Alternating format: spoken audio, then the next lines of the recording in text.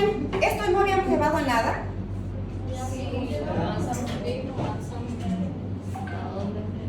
Todo, no creo. Creo que habíamos quedado en la parte de fisiología. ¿Ahí? ¿Les hablé de esto? Adelante.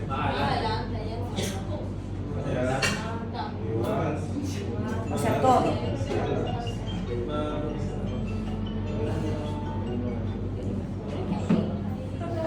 Adelante. A ver. Les veo con tanta seguridad que en serio. Ya. ¿Ahí? ¿En serio ahí quedamos? No, yo no Ya, yo creo. me acuerdo que con ustedes estaba casi a la mitad. Me parece, escúchenme, esto les hablé también de la incompatibilidad. Y está, ¿no? Todavía no. Ya. Entonces, de todos modos, a ver, hablemos un poquito donde está la clasificación. Un poquito más arriba, por favor. Arriba. Una más. Aquí quiero hacer un énfasis de esta clasificación. ¿También les hablé? Pero bueno, de ahí, en esta parte, que quiero que más o menos ustedes sepan diferenciar cuando ustedes tengan un parámetro de un laboratorio de un N de una bilirrubina. Acá, estas son diferencias de una ictericia fisiológica y una patológica, ¿cierto? La iniciación, cuánto dura, eso habíamos hablado, el incremento de la bilirrubina por día, cuánto se eleva a una fisiológica y cuánto en una patológica. Aquí, cuando hablamos de bilirrubina directa menor a 2 miligramos o menor del 20%, ¿a qué se refiere? Nosotros tenemos, ¿qué tipos de bilirrubina? ¿Cómo se reporta la bilirrubina? Bilirrubina total, la bilirrubina directa y la bilirrubina indirecta. ¿Lo ves? El recién nacido, se eleva la bilirrubina del recién nacido de manera normalmente fisiológica hasta cierto punto, ya luego cuando se elevan por parámetros mayores a lo esperado, pues, y los días también, hablamos de patológico. Sin embargo, aquí hay que hacer énfasis en qué sentido. Por ejemplo, si yo tengo un paciente que tiene una bilirrubina total, ejemplo, de 18 miligramos por decilitro, y yo tengo en su laboratorio la bilirrubina indirecta más o menos de 16 miligramos por decilitro y esta 2 miligramos por decilitro, hablo de una hiperbilirrubinemia, porque está elevado la bilirrubina, ¿cierto? A expensas de la bilirrubina indirecta. Entonces, en una ictericia, normalmente neonatal, siempre vamos a encontrar este tipo de ictericia, más aún en la fisiológica, ¿me entienden? Pero igual la patológica, pero siempre normalmente. Pero hay un tipo de patológica que también está elevado la directa, que vamos a ver, las mixtas, ¿no? Las bolas enteramente por directas. Cuando habíamos hablado de la fisiología, no sé si me lo sube donde está esa imagen de, a ver, un poquito más, o estaba más abajo, ahí. En todo caso, ahí cuando habíamos dicho que en este mecanismo, que primero está como no conjugada, luego se une a la albúmina y luego va como bilirrubina directa al hígado, luego ahí se libera de la albúmina y pasa como directa, ¿no ve? Entonces, dependiendo de dónde se eleva, pues es que se va a elevar primero la indirecta o luego la directa, o ambas, ¿no? Por ejemplo, cuando sufren estas alteraciones a este nivel, normalmente va a haber o por mayor cantidad de glóbulos rojos, por mayor hemólisis, por mayor pacientes desnutridos o sépticos donde no hay la albúmina donde se puede ligar. Entonces todo eso, o alteraciones en los glóbulos rojos, en la forma, en la membrana, todo hace que genere hemólisis. Entonces va a haber un predominio de la bilirrubina no conjugada o indirecta. Cuando hablamos de bilirrubina del recién nacido. Entonces, en este caso, si estuviese elevada si estuviese elevada por alteraciones a este nivel, la bilirrubina fuera a expensas de la indirecta, ¿cierto? Entonces voy a tener parámetros así en el laboratorio. Pero si por ahí ya hay alteraciones a este nivel, ¿no ves? Entonces, donde va a haber la elevación es de la directa. Entonces, vamos a tener parámetros laboratorios donde la bilirrubina total está elevada, vamos a suponer esto, pero la bilirrubina indirecta sea, digamos, 2 miligramos por decilitro. Entonces, estamos en caso, y la directa al revés, ¿no ve? Pero en este caso, pues es realmente patológico, porque en este caso la bilirrubina es a expensas de la directa, y eso normalmente se debe a procesos ya de tipo obstructivo, atresias en las vías biliares, ¿no? Alteraciones donde van a haber una alteración en los canalículos biliares, y todo eso va a producir a expensas de la directa, ¿ya? Pero también hay la mixta, donde la bilirrubina total sí va a estar elevada, pero también la bilirrubina indirecta va a estar un poco elevada. Ahora vamos a suponer que la directa esté en 13 y este 5.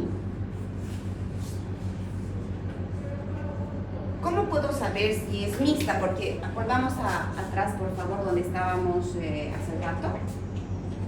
Esta yo puedo hablar mixta, ¿no? Porque la bilirrubina indirecta igual está elevada. Tiro no, estamos mal. Acá sería al revés. La indirecta, digamos que esté en 13 y la directa esté en 5, ¿sí? 13 más 5, 18, ¿no ve? Porque la total es la suma de esta, ¿no ve? Entonces aquí fue a predominio de la indirecta, también, perdón, de la directa. Acá están ambas elevadas, pero sobre todo la indirecta, pero sin dejar de lado que la directa también está elevada. Ahora, aquí dice que hablamos de ictericia patológica cuando la bilirrubina directa también es mayor de 2 miligramos de decilitro o más del 20%. Y eso es importante que saquen esto, porque, por ejemplo, si este es el 18%, 18 miligramos es el 100%, ¿no ve? El 100%.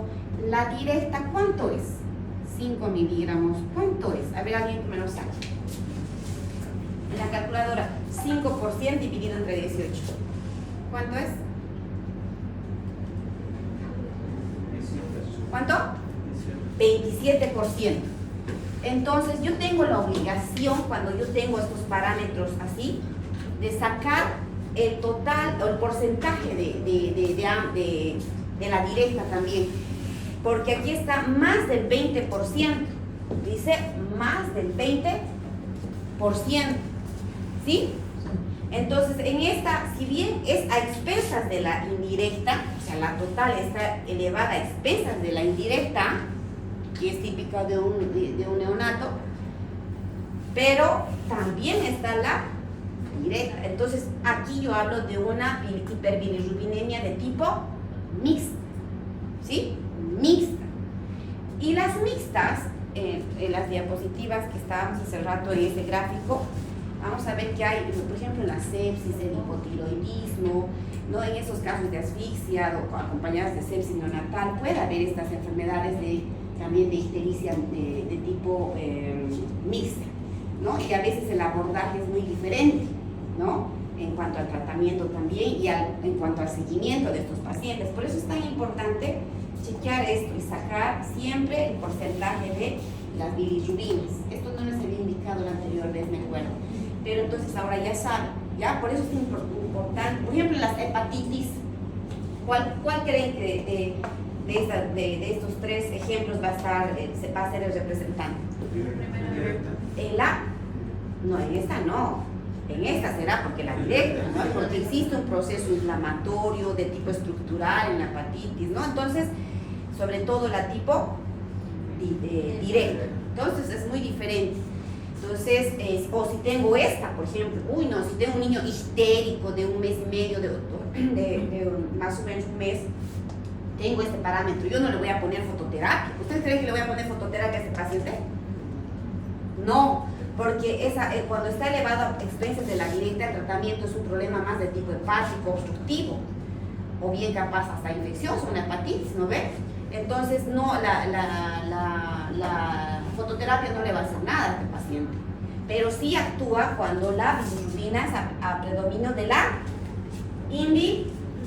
indirecta, que es lo típico de un recién nacido, ¿no? Por los mecanismos que les había indicado de inicio, que por qué se eleva un neonato. ¿Quedó claro esto, no? Ya. Por eso es tan importante, cuidado que a un niño con bilirrubina directa estén poniendo fototerapia. Entonces, sigamos, señorita. Y bueno, aquí habíamos dicho más o menos, bueno, esto ya habíamos hablado más de las causas, ¿no? De lo que habíamos dicho hacer. Cuando yo tengo un paciente con la primera semana, sobre todo son estas las causas. Las hemolíticas por incompatibilidad o la misma fisiológica o por bolsas hemorrágicas, por ejemplo el caput, el cefalomatoma, que son a veces trastornos por traumas obstétricos donde hay colecciones hemáticas, ¿no? Por cuando la mamá puja y ahí la cabecita va chocando en el canal vaginal, entonces existe a nivel de la cabecita estas colecciones y eso va a producir una hemólisis, ¿no? Y va a producir la ictericia. Las hepatitis neonatal también, porque ya nacen, digamos, con estos trastornos hepáticos. Ya después de la primera semana ya hay otras causas, ¿no? Incluso ahí están ya las posinfecciones o algunas enfermedades ya propias de la enfermedad de Gilbert, ¿no? Incluso ahí está también la hepatitis o trastornos congénitos biliares. A ver, vamos. En la ictericia neonatal, esto es algo sencillo más o menos de entender la incompatibilidad porque es un tema ya muy aparte también incluso de la incompatibilidad. Vamos a ver que hay dos tipos de incompatibilidad, la RH o la ABO, ¿no? Tanto por grupo y factor, ¿ya? Sobre todo, ¿cuándo vamos a pensar en una incompatibilidad RH? Cuando la mamá es, ¿no? RH negativo y el bebé RH positivo. No estoy viendo nada, pero aquí me voy a poner. Voy a aprender. Le doy su... no, aquí yo voy a ir chequeando, mejor yo le sigo, ¿ya?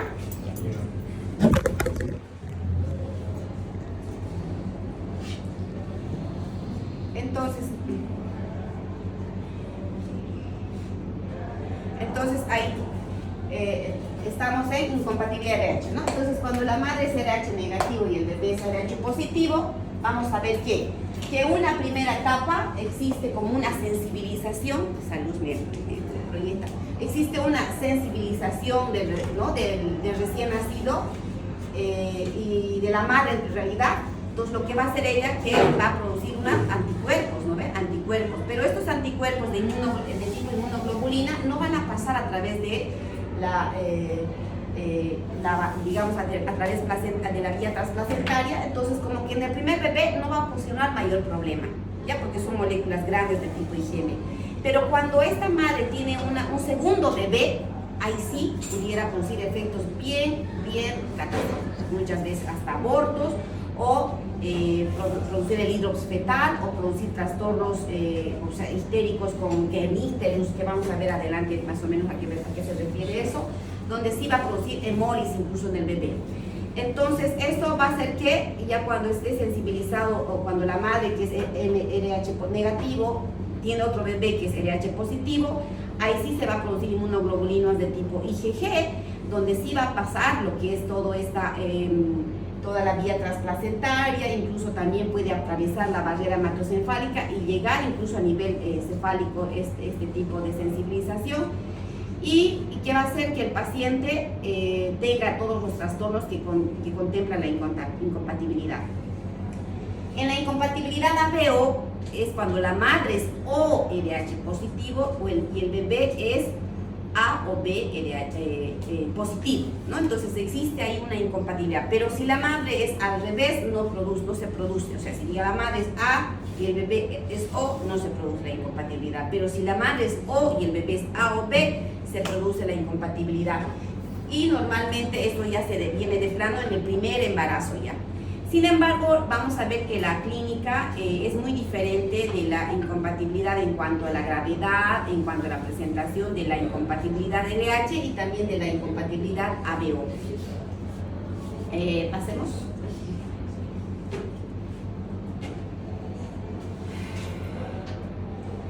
Decimos que la enfermedad hemolítica del recién nacido es una infección inmunológica autoinmunitaria, entonces ha habido un proceso de sensibilización y entonces se ha producido inmunoglobulinas, y eso va a hacer que de alguna forma existe esta situación de hemólisis, la vida media del hematía está cortada, ¿no? Entonces, y esto va a ocasionar que a nivel, digamos, de los glóbulos rojos de recién nacido, esta situación inmunológica produzca, ¿no?, la hemólisis y por consecuencia la liberación de bilirrubina. A ver. Esto lo vamos a pasar, sigamos abajo. Creo que esto es lo mismo, espérame un ratito, Hácelo esto. Esto es lo mismo del otro. Acá. Un poquito más abajo. Más abajo. Ahí. Cuando hace rato hablaba y les decía que hay diferencias entre en cuanto a la presentación de la incompatibilidad ABO y la incompatibilidad ADH, estas son más o menos las más importantes. Hace rato les decía que en la ABO, si bien es más frecuente esta incompatibilidad en relación a la ADH, que es más rara, pero que es que la ADH es más grave, ¿no? La ADH es más grave. La aparición, habíamos dicho que la ABO, que era la segunda que estábamos viendo al otro lado, era la que afectaba al primer bebé. En cambio, la ADH afectaba a partir del segundo bebé. Esa es la diferencia, ¿no? Esto tienen que aprenderse bien para más o menos guiarse cuando tengan pacientes. El diagnóstico en el ABO, el PUMS indirecto está positivo, en la ADH está ambos, tanto el directo como el indirecto. En el tratamiento, la ABO, el tratamiento es la fototerapia. Normalmente en la ADH, donde existen parámetros de hemólisis mayores, o sea, existen niveles de bilirrubina más altos, la fototerapia puede ser una alternativa, pero la mayor parte de las veces estos pacientes llegan a requerir exsanguíneo transfusión, ¿no? Es cuando existe un recambio de sangre, porque los niveles normalmente siempre están por encima de 20, ¿no? En estos casos de incompatibilidad ADH. Ya, sigamos. Entonces, ¿qué diagnóstico? ¿Cómo vamos a hacer el diagnóstico de un recién nacido con ictericia? Primero es importante saber los antecedentes maternos, el grupo, si ha tenido un bebé anterior, en caso de que la madre sea RH negativo, por ejemplo. Entonces también seguramente ni bien nace mi bebé le haré pues parámetros laboratoriales, por ejemplo un hemograma. ¿Qué voy a saber en el hemograma? Por ejemplo, si existe hemólisis, seguramente el hematocrito va a estar bajo, ¿no ve? ¿Cierto? Entonces también van a haber un aumento de una baja hemoglobina, porque los niños que hacen hemólisis hacen anemia también, pues, ¿no? Entonces va a bajar la hemoglobina, va a bajar el hematocrito, los reticulocitos, que son formas inmaduras, digamos, cuando existe mayor producción de mayor hemólisis, entonces va a haber mayor producción como compensación, todos los reticulocitos van subiendo. ¿Qué más? En el grupo de es necesario también hacer el test de Coombs, las proteínas totales también. ¿Por qué? Porque vemos en los pacientes que están con sepsis, por ejemplo, existe una hipoproteinemia usualmente, o los pacientes desnutridos con más razón, ustedes ya lo saben, entonces no va a haber la cantidad de albúminas necesarias para poder transportar la bilirrubina, y entonces eso va de alguna forma a afectar, ¿no? Pero bueno, esos son los parámetros laboratoriales. Entonces, siempre ante un paciente que ustedes tienen con un paciente de ictericia, le harán bilirrubinas, hemograma, grupo factor, Coombs y retis. Normalmente esos son los que en cualquier clínica, hospital, eso es lo que usualmente se pide. Hemograma, bilirrubinas, grupo sanguíneo y factor, reticulocitos y Coombs, ¿ya? Esos son los parámetros para que nos ayude de alguna forma las bilirrubinas, lo que habíamos dicho, si es a predominio de la indirecta o si es a predominio de la directa. En el hemograma, para ver si está haciendo anemia, si hay hemólisis, entonces ahí van a bajar la hemoglobina y el hematocrito, ¿no ve? El PUS para ver si ha habido hemólisis. Y los reticulocitos para ver si existe también es una forma indirecta para indicarme si existe mayor hiperproducción a nivel, digamos, medular, entonces existen formas inmaduras elevadas. Espérenme un ratito. Ay, me habían llamado la secretaria. Espérenme un ratito. Hola, ¿cómo está?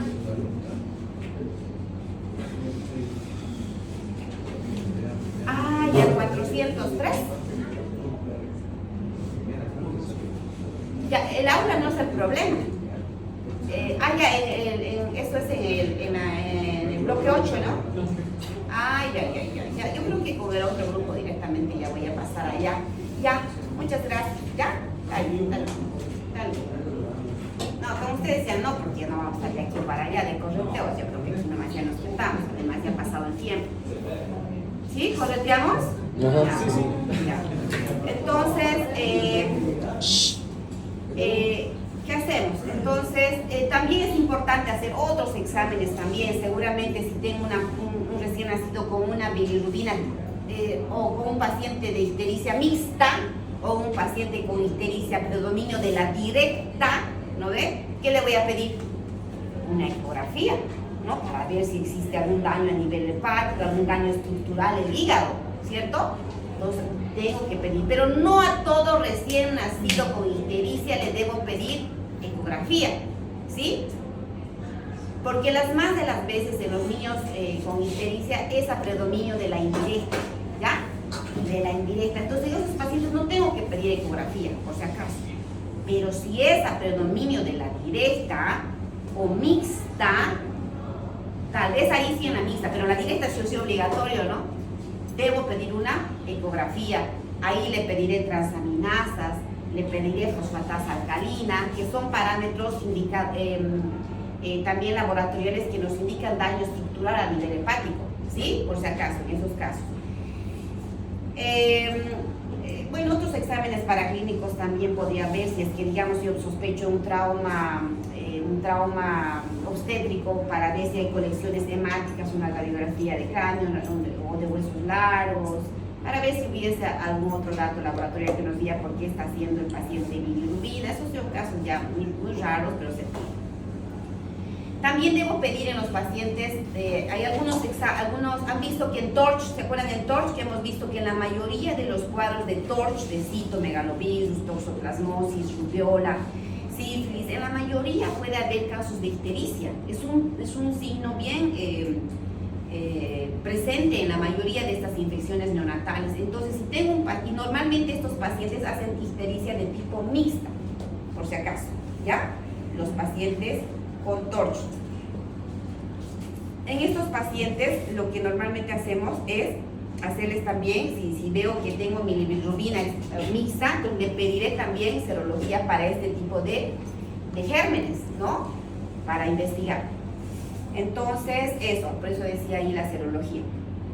Ahora, también es importante más adelante también hacerlo ya un diagnóstico más exhaustivo para ver si es que no tengo si tengo posibilidades, algunos laboratorios ya más específicos para ver algunos trastornos enzimáticos que pueden llegar a producir también hemólisis, ¿no? Por daño a nivel de la membrana del glóbulo rojo.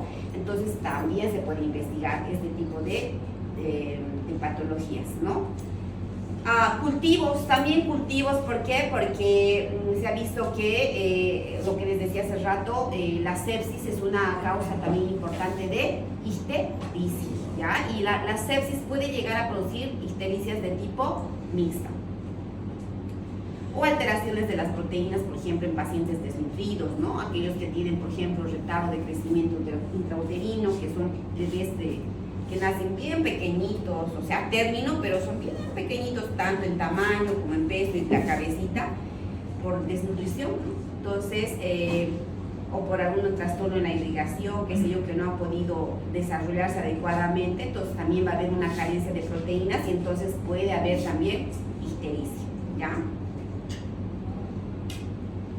Y bueno, un daño mayor, digamos, de la ictericia es el kenicterus. ¿Qué es el kenicterus? Es una patología donde es ya producto de la elevación alta de la bilirrubina, que puede, como sabemos que la bilirrubina puede atravesar la barrera hematoencefálica, entonces este nivel tan alto de bilirrubina puede llegar a producir un daño a nivel encefálico.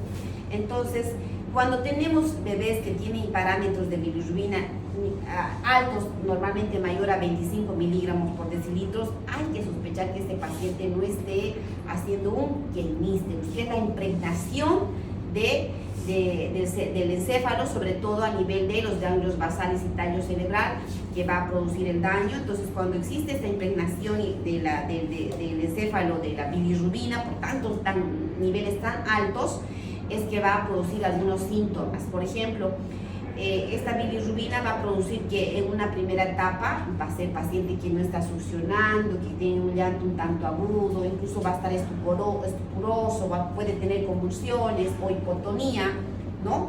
O ya luego ir avanzando y producir en la fase 2 la hipertonía, más o menos entre el tercer a quinto día, ya los niños van a estar así bien hipertónicos, como un paciente que se dice como un tétanos, ¿no ve?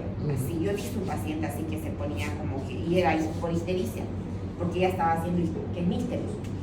Entonces, o la retrocolis, o pistoto, eso es cuando realmente está bien, que se dice hipertónico, ¿no? Como que, como para atrás, ¿no?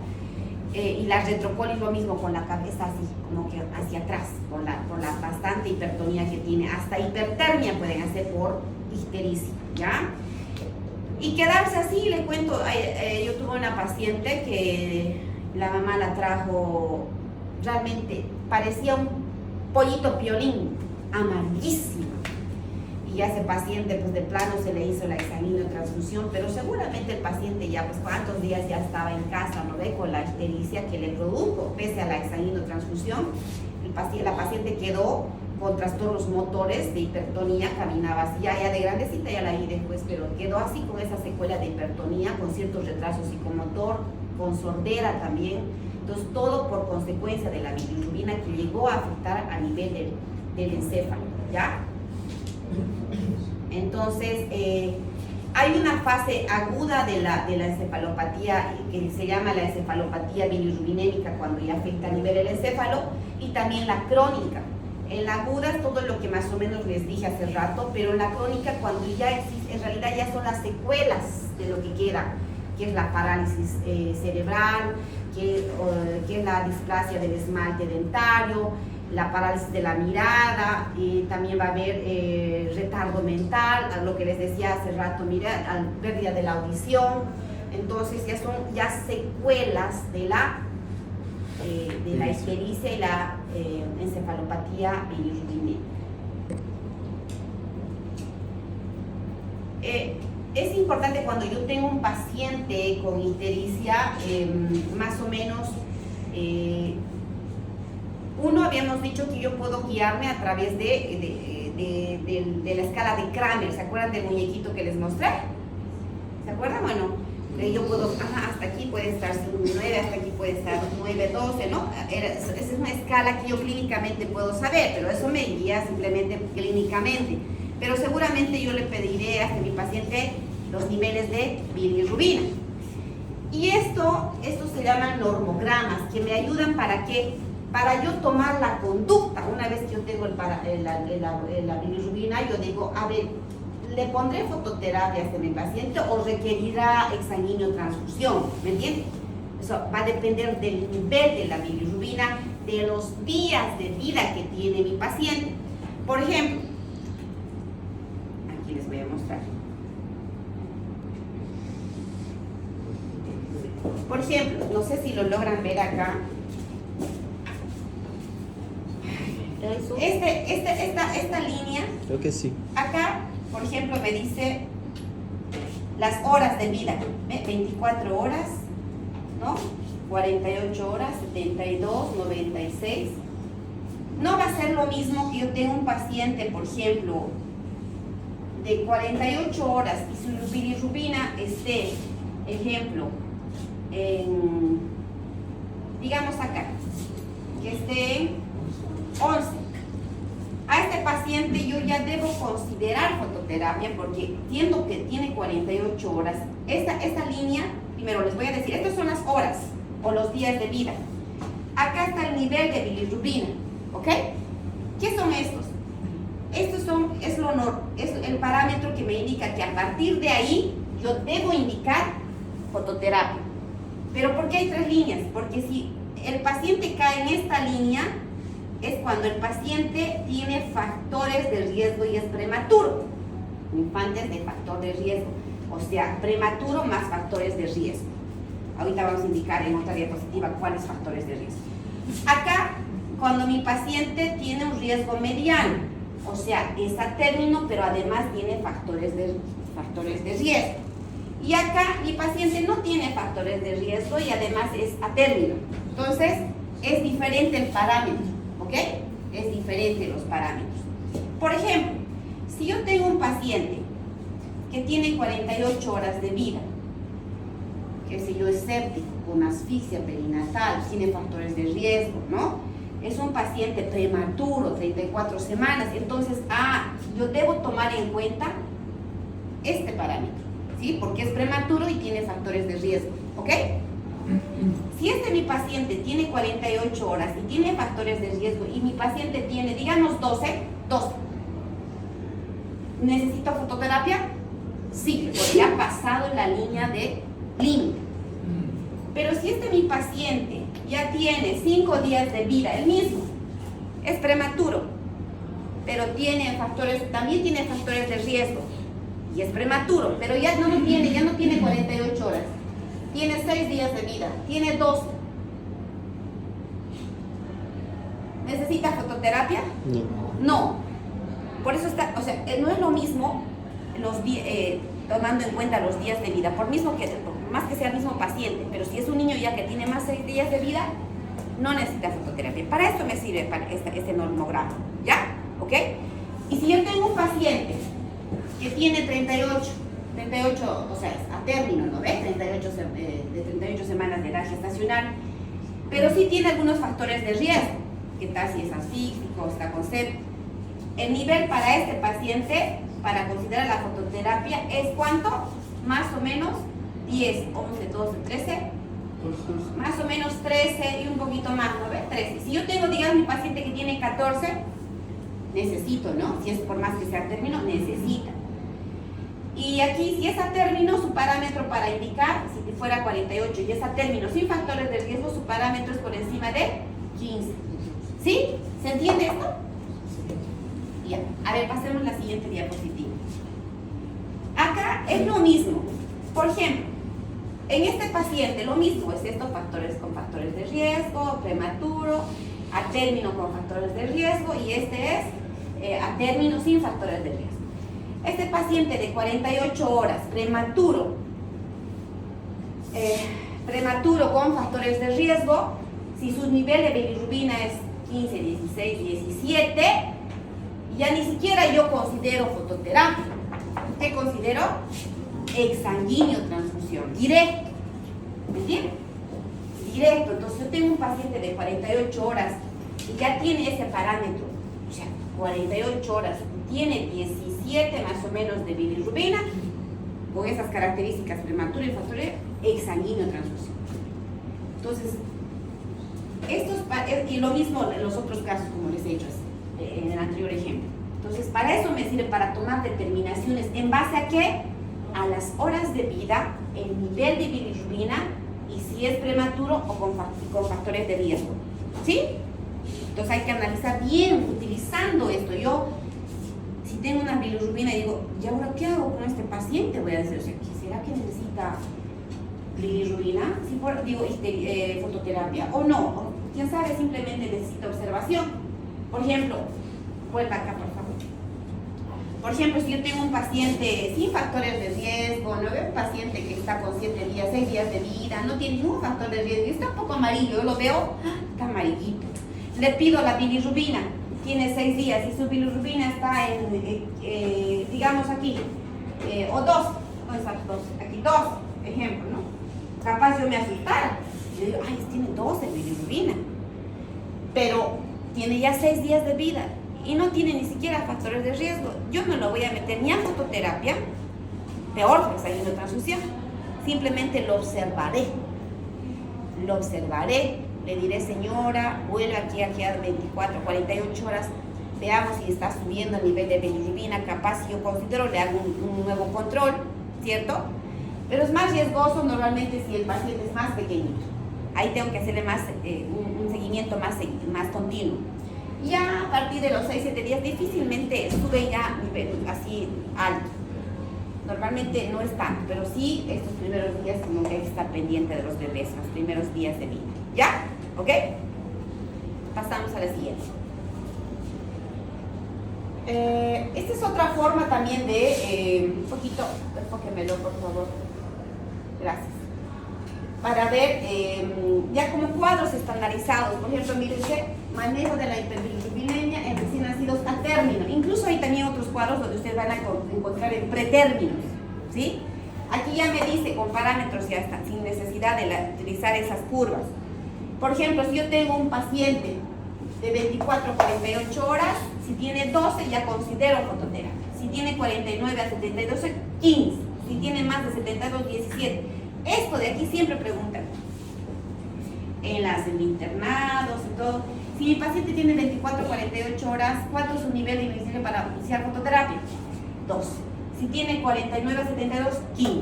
Y si tiene más de 72, 17. ¿Me entienden? Ahí ya uno tiene que aprender. Como que es más fácil aprenderse esto, ¿no ven?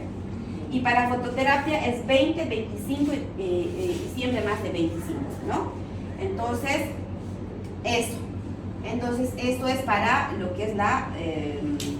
esto es para sanguíneo transfusión si falla la fototerapia. Está bien, esto es para fototerapia. Aquí es considero, pero siempre es fototerapia. Eso significa así.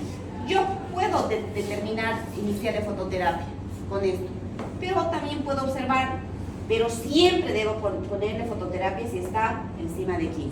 A eso se refiere considero y fototerapia. Y aquí lo mismo. Exsanguíneo transfusión si fototerapia falla. Puedo considerar ya 20.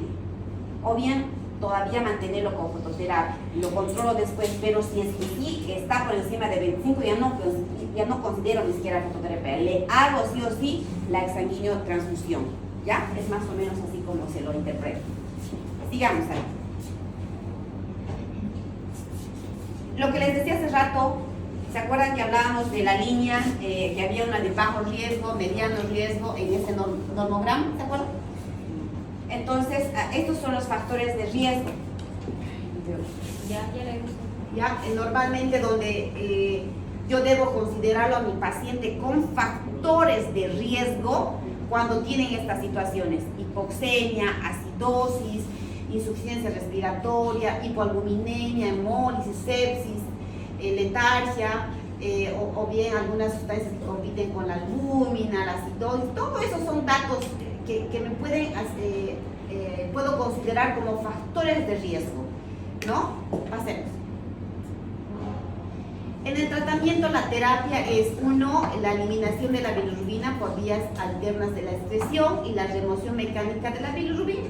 O sea, para eliminar las vías por vías alternas a la excreción es la fototerapia. Y por remoción mecánica, porque yo saco sangre, meto sangre, es la exsanguíneo transfusión, porque en realidad así es el mecanismo. Cuando yo hago la exsanguíneo transfusión, trato de sacar la sangre que tiene, ¿no?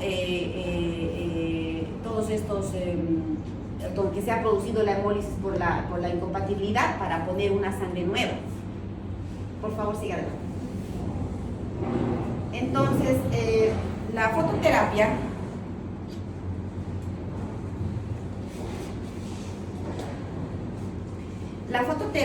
entonces, ¿qué utiliza? Ondas de luz, ¿no? ¿Y qué número qué ondas de luz? Entre 220 a 500 nanómetros, ¿no? Algo así. ¿Cuánto de distancia debe estar la luz del bebé? Más o menos 40 centímetros. Eso es importante de esta luz. Normalmente se utiliza, ¿qué tipo de luz? ¿La luz blanca o también la azul? Escucho una voz. ¿Alguien está hablando? No, pero... Normalmente se utiliza luz blanca o fría o azul, ¿no? Esa es la luz azul que se utiliza, que tiene que estar hasta el nivel de 40 centímetros. Siempre se les debe tapar los ojitos a los bebés para que no exista lesión a nivel de los conos y bastones. Puede llegar a producir la fototerapia esta lesión a nivel de los conos y bastones. Entonces, como reglas, siempre se les debe poner estos como parchecitos, ya como lentecitos. ¿Qué más? Normalmente este tipo de luz no llega a producir una excesiva temperatura, digamos, ¿no? Al paciente, pero siempre, como norma, siempre es bueno controlar la temperatura cada cierto tiempo para que el bebé no se sobrecaliente, ¿ya? Y hacer cambios de posición. Normalmente cuando uno le pone al bebé, siempre cada 3 horas cambiarlo de posición para que como que vaya la luz actuando a nivel del bebé para que llegue a poder eliminarse. Entonces, en cuanto a lo que es cuál es el mecanismo de acción en realidad de la fototerapia, la bilirrubina llega a producir dos tipos de efectos, uno que es la fotooxidación y la otra la fotoisomerización. A través de la fotooxidación, que va a ser que existe, que esta luz, ¿no?, de la fototerapia va a producir que una descompone la bilirrubina y produce, componentes que van a ser fácilmente excretados por la orina. Esa en realidad así como que la va a convertir en otro componente que va a ser fácilmente eliminado. Esa es su acción de la bilirrubina. Y la fotoisomerización significa que va a producir la bilirrubina un cambio en la molécula estructural y la convierte en luminorubina, y esa también va a ser más fácilmente excretada. Entonces va a ser como un cambio estructural de su molécula y que la va a hacer que la elimine mejor el de esta fototerapia.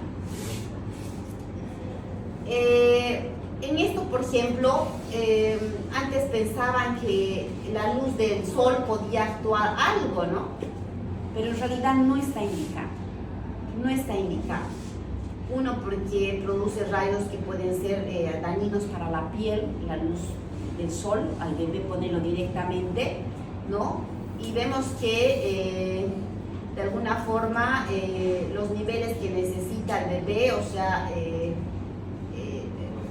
no son los mismos, digamos, ¿no? Entonces, no está, para que se les quede esto, por favor, no pongan la indicación al bebé de póngale al solcito, a la resolana, que normalmente siempre dicen eso, ¿no ve? Pero ya está comprobado de que no produce ningún efecto. Es más, pudiera producir daños a nivel del bebé, a nivel de la piel, ¿ya? Vamos. La exsanguíneo-transfusión. Lo que les decía, ¿qué es la exsanguíneo-transfusión? Es un mecanismo por el cual normalmente utilizamos, ya les he enseñado más o menos cómo se hace la ónfalo, ¿no? Los que han dado el examen. Se pone un catéter, ¿cierto? Y a través de ese catéter, normalmente tiene que estar en la incubadora, con un control térmico estricto, con una saturación del oxígeno estricto. Entonces ahí al paciente se le pone una vía y luego se hace una conexión de llave de 3 vías, con una llave de 3 vías, donde a través de esa va a ver que se va a hacer como la extracción de ciertas cantidades de sangre del bebé y se va a recambiar con una sangre nueva, ¿no? Donde a través de este mecanismo que vamos a hacer que podamos eliminar la cantidad de bilirrubinas en exceso y también los anticuerpos maternos, ¿no? En realidad ese es su fin, eliminar la bilirrubina que está en el cuerpo y también los anticuerpos. ¿En quiénes está indicado? En la encefalopatía, independientemente del nivel de la bilirrubina. Si yo sospecho que está haciendo una encefalopatía, le debo hacer la exsanguíneo-transfusión, y se supone que todos aquellos pacientes que tienen niveles altos, como lo habíamos hecho ya con las curvas que habíamos indicado. Y también en la isoinmunización con hemólisis con índices de aumento de bilirrubina mayor a 0,5 miligramos por decilitro. Vamos.